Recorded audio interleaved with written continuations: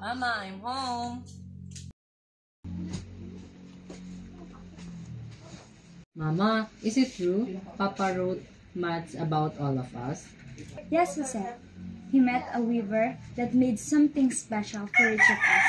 And your father said, they are like anything we've ever seen. I wonder what's on my stethoscope, maybe? Perhaps, or a stack of books that you need to study. You're thinking about the old month, aren't you?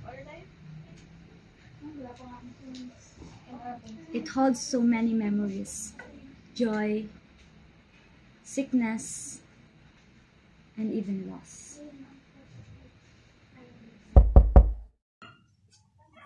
I'm home! Oh, Jaime! Welcome home! We've waited for you. Jose, go bless your dad. Yeah, let us sit first. Papa, where are they? Right here. This is our all special. This is mine because it symbolizes patience and strength. And this is yours and it will symbolize is as your healer.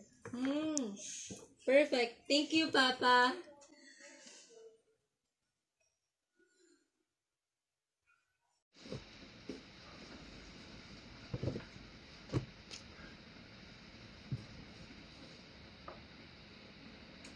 Jaime.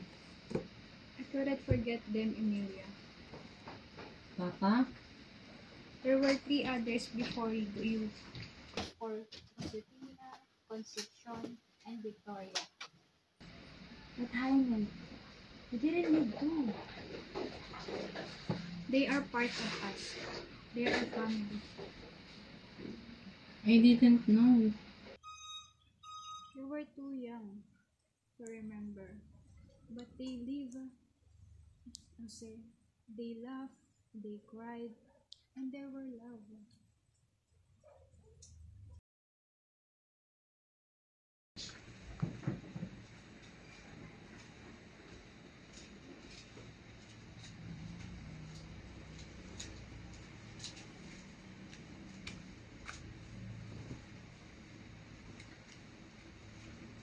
We won't forget them, Mama. Yes, Jose. You will.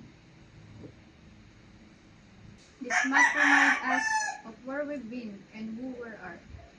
This mat holds our joys and sorrows.